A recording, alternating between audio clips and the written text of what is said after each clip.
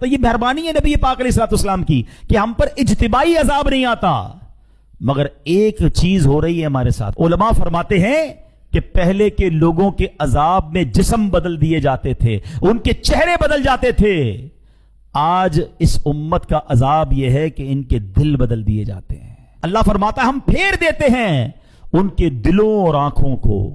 حکیم الامت مفتی احمد یار خان نعیمی رحمت اللہ تعالی علیہ یہ آیت ذکر کرنے کے بعد فرماتے ہیں جس کا دل بدل جاتا ہے نا، اس کے اندر تین چیزیں آ جاتی ہیں۔ نمبر ایک، اس کو اطاعت میں لذت نہیں ملتی ہے، یعنی عبادت میں مزہ نہیں آتا۔ نماز پڑھے گا تو بور فیل کرے گا، کسی نیک کام کی طرف بلاؤ اس کو مزہ ہی نہیں آئے گا، اس کو لگے گا میں قید ہو گیا ہوں، میں پکڑا گیا ہوں، میں پھنس گیا ہوں۔ اللہ نے بنایا اور میرے دل کو اللہ کی یاد میں مزہ نہیں آ رہا، اس کا مطلب کیا ہوا؟ حالانکہ دلوں کا سکون رب نے خود قرآن میں فرمایا ہے، الا بذکر اللہ تطمئن القلوب، بے شک اللہ کے ذکر میں دلوں کا چین ہے۔ جب رب نے دل بنایا اور رب فرما رہا ہے دلوں کا چین میرے ذکر میں ہے، مجھے کیوں نہیں مزہ آ رہا؟ کہیں دل بدل تو نہیں گیا، کہیں دل پلٹ تو نہیں گیا؟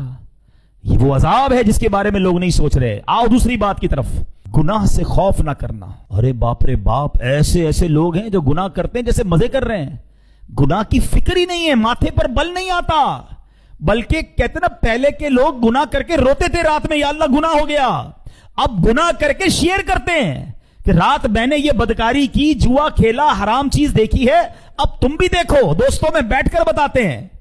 ایک میں نے روایت پڑھی تھی، اتنا دل ہلا دینے والا جملہ تھا کہ کتنا بدبخت ہے وہ شخص جس نے گناہ کیا، اللہ نے اس کے عیب پر پردہ ڈالا، کسی کو پتا نہیں چلا، مگر وہ خود اپنے دوستوں کو بتاتا ہے کہ میں نے یہ گناہ کیا ہے۔ رب نے چھپایا اس کا گناہ، مگر اس نے خود آشکار کیا کہ نہیں میں تو یہ بھی حرام کام کرتا ہوں۔ ذرا غور کرے کہ اتنا بے خوف ہوں کہ دنیا کو بتا رہا ہوں میں اللہ کو ناراض کر رہا ہوں، اللہ میرا کچھ نہیں بگاڑ سکتا، کہتا نہیں ہے، مگر کیا یہ انداز نہیں ہے؟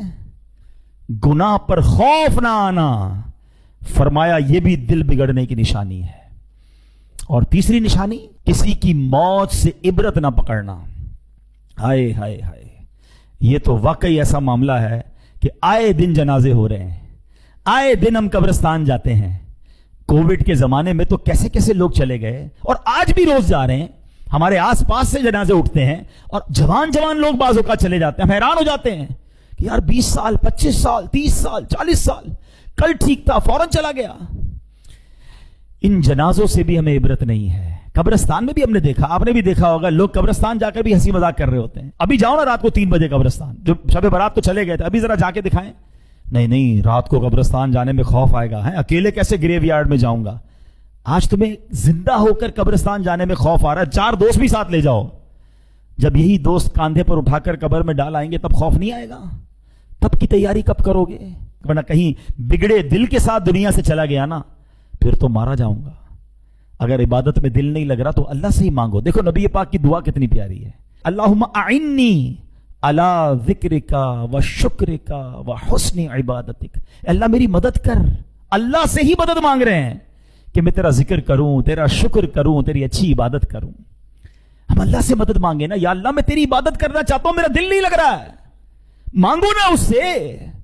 لیکن اگر یہ فیلنگز ہیں کہ دل نہیں لگ رہا تو اب توبہ کا وقت زیادہ آ گیا ہے، معافی مانگو اللہ سے۔ میں کتنا بد نصیب ہوں کہ اللہ کے گھر میں آتا ہوں چین نہیں آتا، حالانکہ یہ ہے ہی چین کی جگہ، یہ ہے ہی سکون کی جگہ، تو اللہ سے مدد مانگو۔